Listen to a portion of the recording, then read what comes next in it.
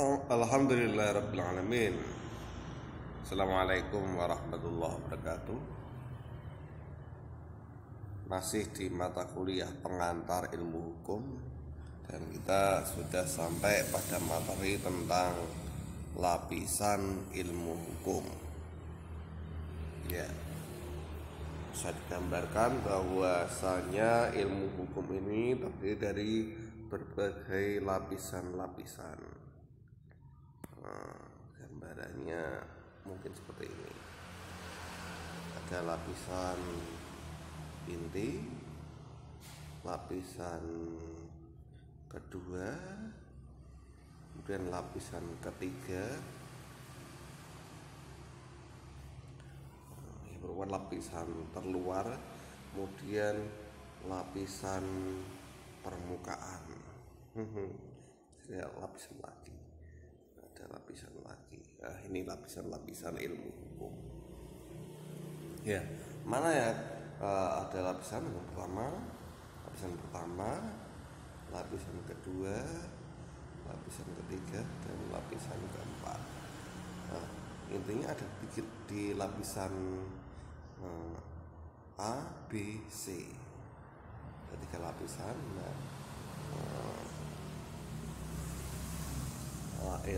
Ada di 3 lapisan, dan kemudian ada lapisan terluar, lapisan dalam sampai C ada lapisan dalam. Kalau yang lapisan D adalah lapisan terluar. Mana yang menjadi lapisan inti yang di A, kemudian mana yang menjadi lapisan kedua, mana yang lapisan ke C, dan lapisan yang terluar di D akan kita bahas.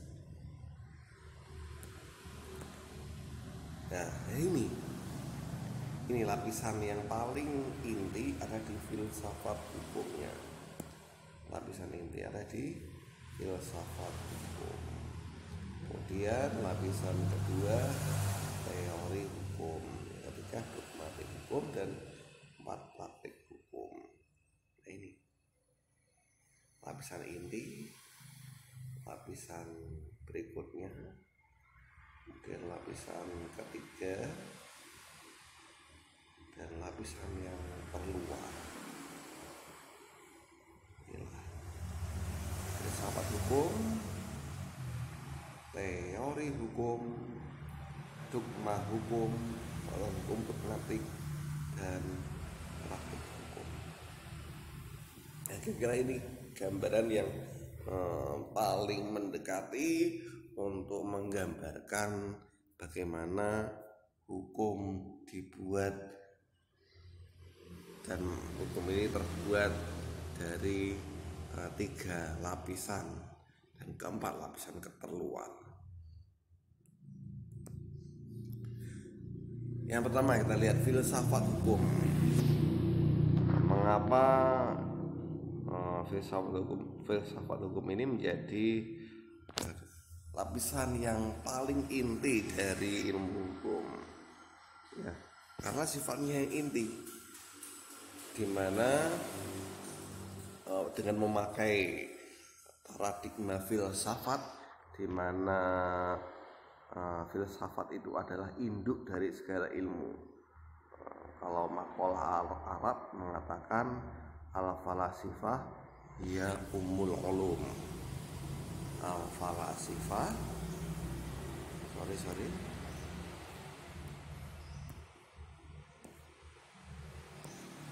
oi al-falasifah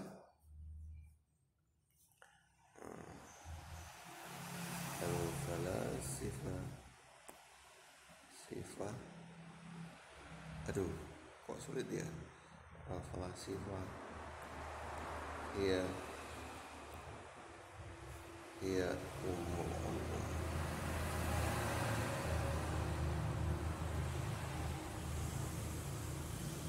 Filsafat adalah induk dari segala ilmu. Karena induk maka ini menjadi inti. Demikian juga dengan filsafat hukum. bagian ilmu hukum yang paling inti ada di filsafatnya. Kenapa? Karena mengkaji dari berbagai bagaimana hukum ini menjadi pengetahuan. Kemudian hukum ini kebenarannya dibuktikan secara metodologis di epistemologinya, ontologi di pengetahuannya, epistemologi di metodologinya, metodologi untuk mendapatkan kebenaran. Nah, kemudian di aksiologinya mengarah mana hukum ini diarahkan, kemana hukum yang dibuat ini mengarah pada tujuan yang dicita-citakan. Nah, demikian ibaratnya bagaimana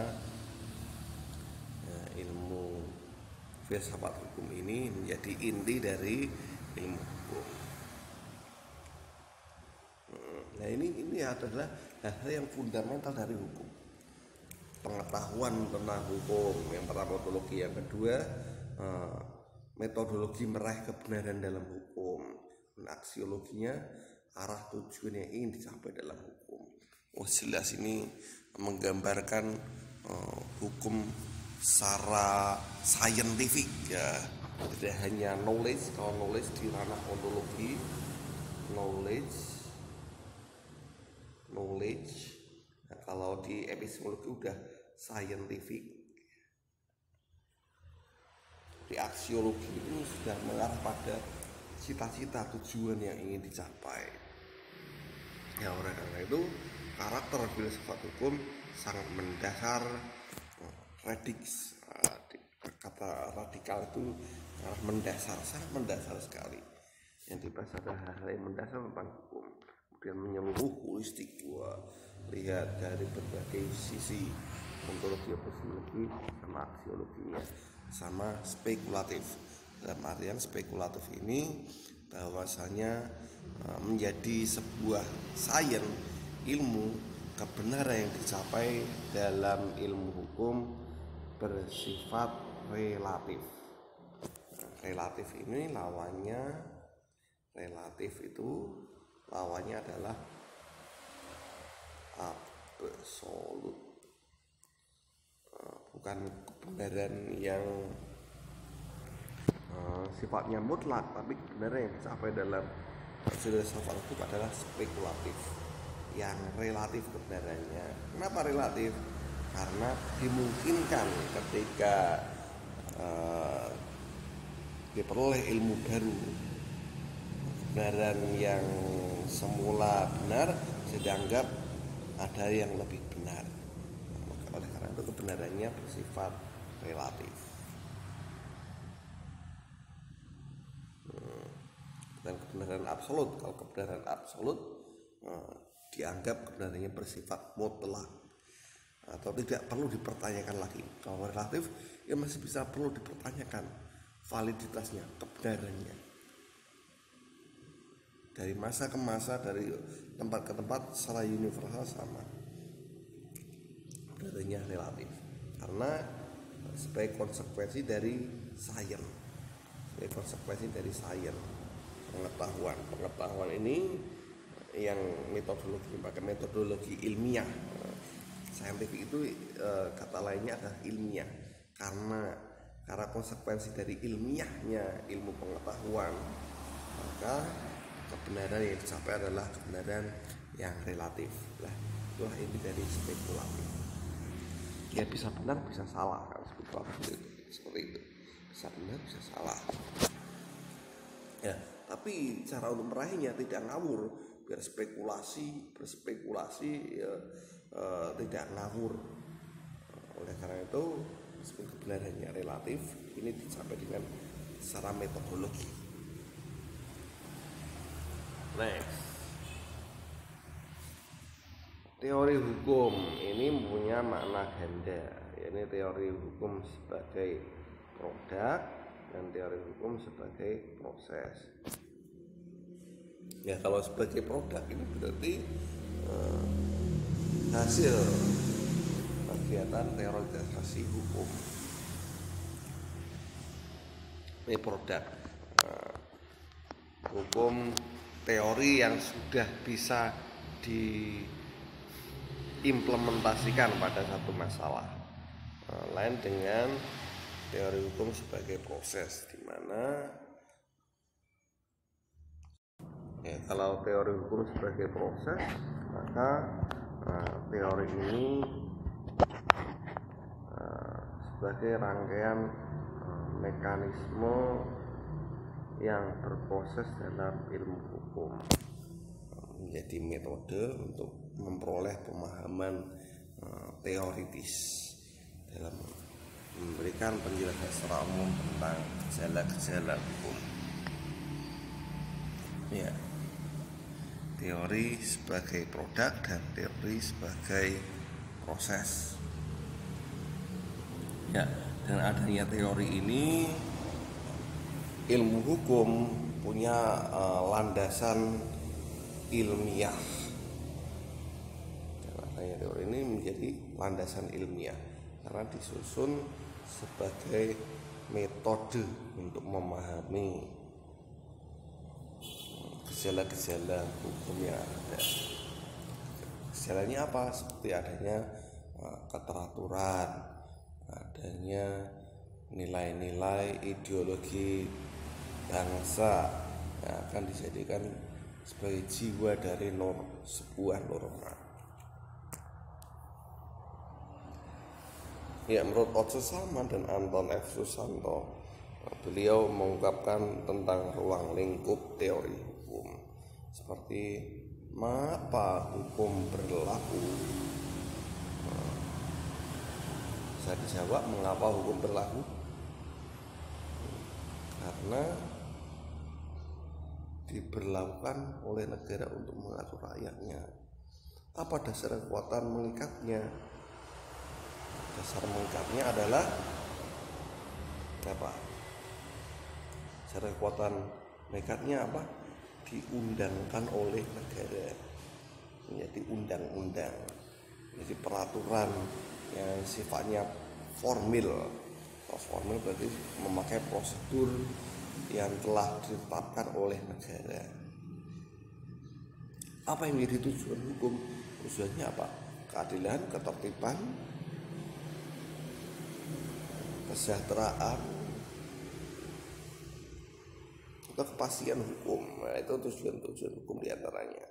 Kemudian bagaimana seharusnya hukum ini dipahami? Nah, hukum sebagai tool of social engineering misalnya, sebagai alat kekuasaan, alat rekayasa sosial, atau hukum sebagai alat kedaulatan negara, atau hukum sebagai sarana untuk mencapai keadilan. Masing-masing teori hukum ini bisa dipahami kalau melihat mazhab yang dianut dalam aliran-aliran hukum. Ya, kita terlebih dahulu di pertemuan kemarin membahas tentang mazhab-mazhab ilmu hukum. Nah, dari mazhab-mazhab ilmu hukum nantinya akan muncul teori-teori hukum. Nah, itu coba kita lihat. Nah, ini misalnya mazhab hukum alam, bahkan teori tentang hukum alam. Teori hukum tentang alam seperti apa nih? Mengaji teori tentang ini loh diantaranya, teori tentang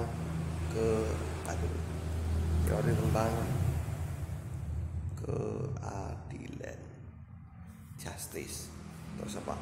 Kebebasan. Ini teori-teori yang lahir dari hukum alam. Ada teori keadilan, teori kebebasan. Baik yang berasal dari aliran yang sifatnya agamawi, suprarasional, dengan yang rasional atau manusiawi. Kemudian mazhab legisme. Mazhab legisme menghasilkan hukum positif, di mana hukum baru berlaku ketika diundangkan. Legisme di mana hukum sebagai alat kekuasaan negara. Kemudian aliran utilitarianisme ini melihat bagaimana manfaat yang dicapai ketika hukum ini diberlakukan. Nanti akan kita peroleh teori tentang kesejahteraan, manfaat, kebahagiaan, manfaat hukum itu apa sih? Nanti misalnya Stuart Mill mensintesakan antara keadilan dengan kebahagiaan. Ya, teori ini sudah kita diterangkan di pertemuan terdahulu. Kemudian madhab sejarah melahirkan teori tentang Volkes atau hukum teori jiwa bangsa, bahwa hukum ini tidak melulu berasal dari peraturan perundang-undangan yang bisa dialihkan saja, ditransferkan secara copy paste, misal dari regulasi negara lain kemudian dicopaskan, dicopy pastekan di negara kita di Indonesia. Nah, ini akan menimbulkan konflik sosial yang tinggi. Kenapa? Karena kultur dan kejiwaannya, jiwa bangsa ini, masing-masing bangsa itu punya paradigma, punya karakteristik yang unik, yang berbeda satu sama lain. Orang Indonesia beda dengan orang Barat. Orang Barat itu coraknya individualis sekali. Nah, kalau orang Indonesia lebih komunal, kegotong royongnya lebih tinggi, coraknya tidak individualis tapi komunal, lebih ke arah guyup. Ini kalau hukum yang coraknya individualis diterapkan di Indonesia, ini akan bertentangan dengan jiwa bangsa. Tapi ya bisa juga langsung saja diterapkan kalau jiwa bangsanya sama. Misalnya orang Barat individualis dan keadaan orang Indonesia sekarang sudah sama individualisnya. Nah, oleh karena itu ketika hukum dari negara lain diterapkan di Indonesia tidak mengalami konflik. Kenapa? Jiwa bangsanya sama-sama bangsa, pakai T misalnya. Ya, ini sebenarnya bertentangan dengan aslinya, karena bangsa Indonesia itu punya kultur, punya keunikan kebangsaan yang berbeda dengan negara lain. Tapi ya kadang kultur keunikan, alias kalau kita bisa memakai istilahnya apa, jati diri bangsa atau identitas bangsa ini mulai menghilang, mulai blur, mulai memudar. Jiwa bangsa kita sudah mulai memudar. Tadinya Indonesia adalah bangsa yang patriotik, bangsa yang komunal, coraknya kegotong royong, guyup, rukun. Sekarang sudah berubah menjadi masyarakat yang individualis. Ya, karena ya sebenarnya idealnya ya memakai jiwa bangsa. Madhab sejarah ini melahirkan teori tadi tentang jiwa bangsa atau Volkes. Kemudian madhab sosiologikal jurisprudence sama melahirkan teori sosiologikal jurisprudence. Dan madhab realisme hukum kan teori hukum progresif atau evaluatif, untuk melihat bagaimana hukum secara real berjalan di masyarakat. Nah, oleh karena itu, karena misalnya hukum baru hadir secara real ketika ada dalam keputusan hakim misalnya. Padahal keputusan hakim ini mengandung berbagai macam tafsir. Bisa ditafsirkan ini mengandung keadilan atau ada ketidakadilan di dalamnya.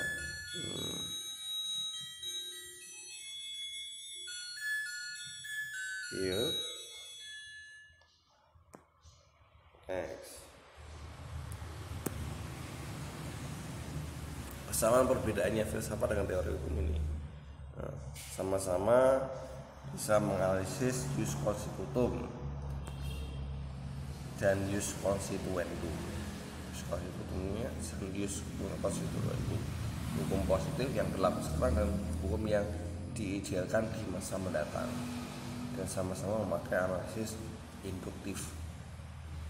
Induktif itu dari kenyataan yang ada di masyarakat kemudian dijadikan sebagai ketentuan umum dari realitas yang ada, kemudian dijadikan sebagai idealitas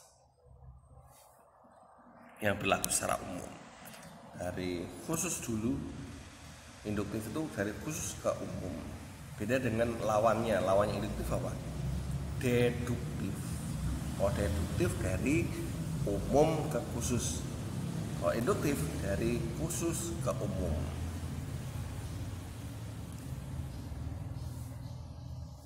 Nah, kemudian filsafat membahas secara ilmiah atau scientific dan menjadi landasan lahirnya teori hukum. Nah, ini berarti apa? Yang paling inti ini adalah filsafat hukum. Karena dengan lahirnya filsafat hukum ini menjadi landasan bagi lahirnya teori hukum. Kemudian filsafat hukum bertumpu pada pertanyaan ilmiah mendasar tentang hukum, yakni ontologi kaitan dengan pengetahuan, epistemologi kaitan dengan metodologi untuk meraih kebenaran atau scientific sisi ilmiahnya, epistemologi, aksiologi kaitan dengan arah tujuan yang ingin dicapai atau dicita-citakan. Nah, kalau teori hukum bertitik tolak pada suatu teori atau konsep. Nah, teorinya apa? Konsepnya apa? Teori kesejahteraan atau teori keadilan, atau teori kepastian hukum, teori hukum positif. Nah, ini teori-teorinya.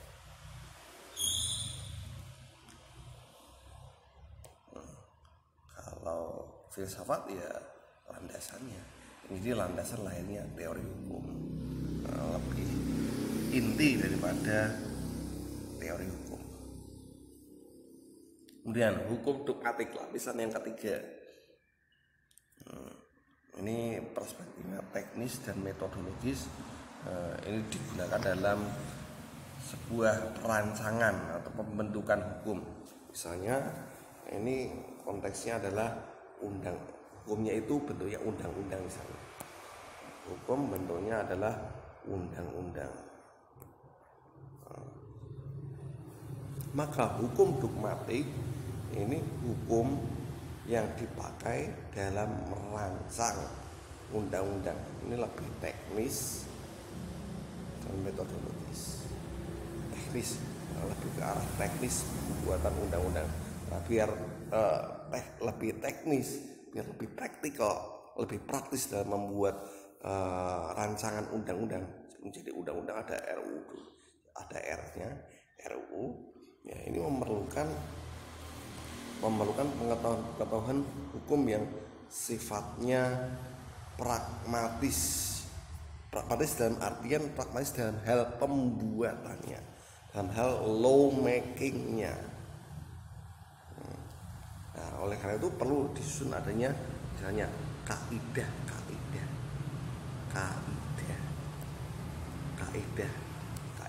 hukum atau pakai asas hukum. Ini kayak hukum yang dogmatik. Kalau lihat dari sisi bahasa, dogmatik ini sendiri berarti menjadi ajaran. Hukum yang menjadi ajaran berarti hukum yang lebih praktikal untuk dipakai sebagai landasan dalam pembentukan hukum yang real seperti dalam bentuk undang-undang. Kalau selain undang-undang apa? Jurisprudensi. Nah, untuk membentuk jurisprudensi atau putusan hakim memerlukan hukum-hukum dogmatik seperti adanya asas hukum, kaidah-kaidah hukum yang ada dan menjadi patokan dalam pembuatan kedua bentuk hukum ini. Bentuk undang-undang, bentuk jurisprudensi memakai kaidah-kaidah atau norma-norma hukum yang lebih pragmatis dalam pembuatan undang-undang jurisprudensi. Ya, objek kajiannya adalah ini, hukum positif sebagai jus constitutum dan hukum yang disebutkan jus constituendum sebagai, kalau ini misalnya adalah undang-undang, kalau ini jus constituendumnya RUU. Metode analisis metodologinya ya masih sama induktif, tapi memakai induktif yang normatif. Normatif berarti berorientasi dalam pembuatan norma atau pembuatan aturan. Itu bedanya. Kalau hukum teoritis ya fokusnya menganalisis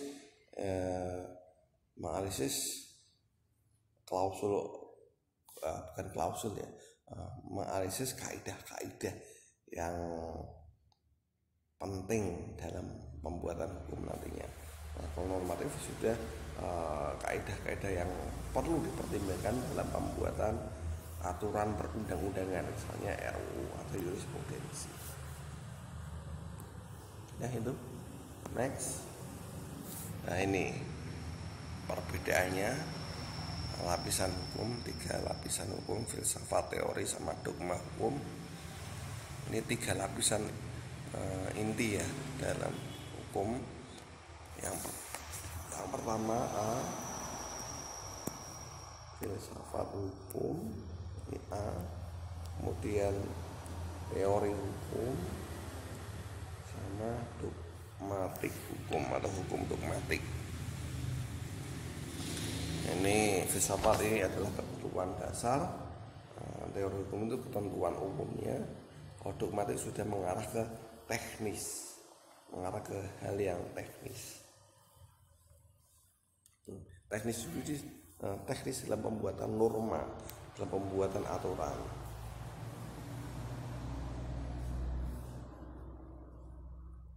Ya ini, yuk kita lihat selanjutnya. Ya, gambaran skema yang diungkapkan oleh Brueging melihat relasi antara filsafat hukum, teori hukum, hukum dogmatik dan hukum positif. Relasinya seperti ini.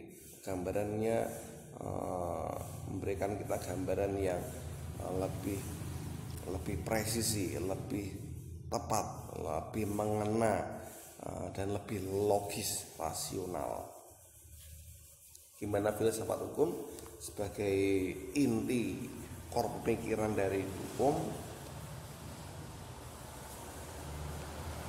ini menjadi landasan dalam terbentuknya teori hukum. Filsafat hukum ini menjadi landasan bagi lahirnya teori hukum yang konseptual. Ini ada di madhab hukum ya. Nah, kemudian teori hukum ini juga menjadi landasan bagi lahirnya hukum dogmatik.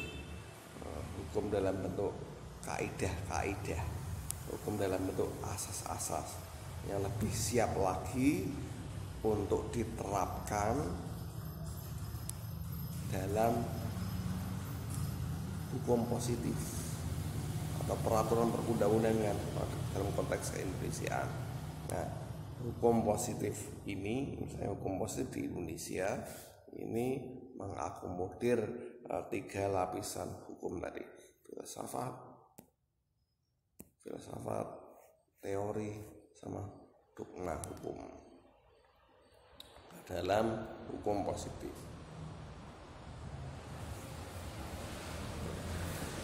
Positif mengandung tiga hal itu semua, meskipun yang paling praktikal ada di dogma hukumnya. Kenapa? Ini yang paling konkret, ini yang paling siap, ini yang paling bisa diimplementasikan dalam ranah yang pragmatis, di ranah praksis. Kalau di filsafat hukum ini paling abstrak. Ini teori hukum ya masih belum praktis, meskipun ya lumayan agak siap digunakan praktis. Kemudian Fisseltoft mengungkapkan lapisan hukum dalam skema seperti ini: filsafat hukum menjadi induk dalam lahirnya teori hukum, dan teori hukum menjadi induk bagi lahirnya ilmu hukum praktis. Hukum praktis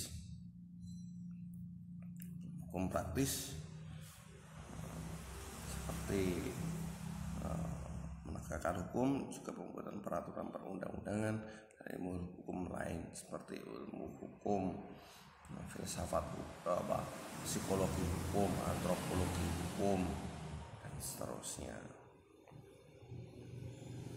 Nah, kemudian ilmu hukum praktis yang dituliskan oleh Fisseltoft tadi, praktik hukum bisa mempraktekkan dogma hukum ke dalam kasus perkara. Ini sifatnya agak beda. Kalau tadi tiga tadi hukum dalam organisasi pada terbentuknya hukum. Kalau hukum pragmatis, bagaimana hukum ini ditegakkan. Tapi hukum sudah jadi, tinggal ditegakkan. Hukum dalam bentuk dogma yang sudah jadi ini yang diterapkan misalnya pada kasus atau perkara. Nah, cara berpikirnya tentu memakai cara berpikir yang deduktif, berbeda dengan tadi dogma hukum, filsafat hukum, dan teori hukum yang memakai metode berpikir yang induktif. Kalau induktif dari khusus ke umum, kalau deduktif dari umum ke khusus. Jadi aturannya itu menjadi klausul umum untuk diterapkan pada perkara. Perkara ini klausul yang sifatnya khusus. Nah, seharusnya bagaimana? Perkara yang ada, kasus-kasus yang ada harus mengikuti pada norma hukum yang diidealkan. Kasus ini sifatnya real yang terjadi dalam masyarakat. Ini realitas ini harus sesuai dengan idealitas. Nah, yang jadi idealitas apa? Norma hukum, aturan hukum. Ketika hukum ditegakkan, maka metode berpikirnya adalah deduktif, di mana norma hukum ini menentukan kebenaran untuk menilai atau mengadili satu perkara. Perkaranya bagaimana? Norma hukum yang sifatnya umum ini hadir dalam bentuk penilaian. Ini benar atau salah, halal atau haram. Misalnya bentuk penilaian hukum seperti itu. Penilaian semahalnya dengan istilah lainnya adalah preskripsi atau penilaian atau judging. Judgingnya hukum adalah bentuk penilaian. Bentuk penilaiannya apa? Halal, haram, legal, ilegal, sah, tidak sah. Bentuk penilaian atas kasus atau perkara seperti ini. Legal atau ilegal. Nah, ini tidak bisa memakai bentuk penilaian ini tanpa hadirnya norma hukum yang menjadi patokan dalam mengadili atau menilai suatu kasus atau perkara. Nah, tujuannya adalah legal problem solving atau melakukan solusi pada masalah hukum. Ini bisa diterapkan oleh aparat penegak hukum dan juga pengacara, advokat sebagai untuk menjawab kebutuhan praktis dan masyarakat akan hukum. Apa kebutuhannya? Untuk meraih keadilan, untuk meraih kepastian hukum. Itu tujuan praktisnya. Nah itu.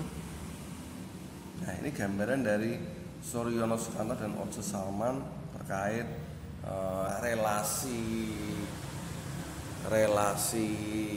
antara ketiga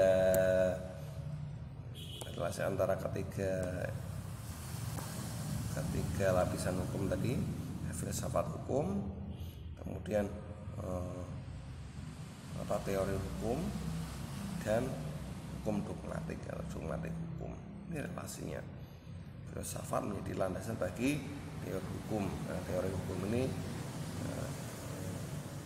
secara variannya dibagi dua menurut Oce Salman dan Suryono Sukanto: ilmu kaidah atau norma, kemudian ilmu pengertian tentang hukum.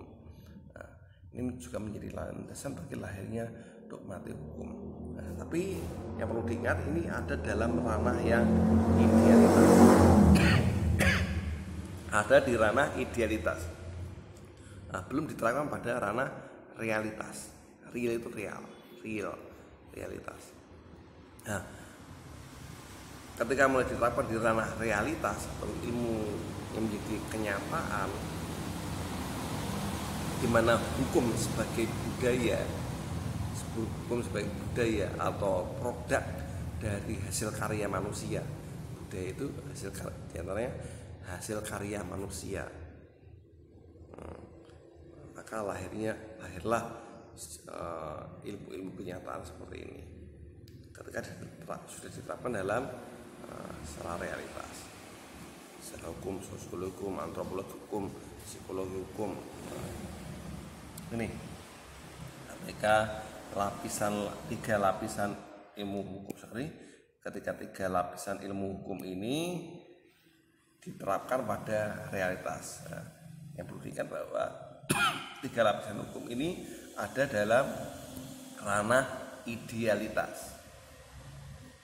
Nah, ranah idealitas ini ketika diterapkan pada kenyataan kebudayaan umat manusia, menjelma menjadi ilmu hukum yang real, yang nyata dalam bentuk-bentuk yang kita temui dalam berbagai mata kuliah, misalnya ya secara hukum, sosiologi hukum, antropologi hukum, dan seterusnya.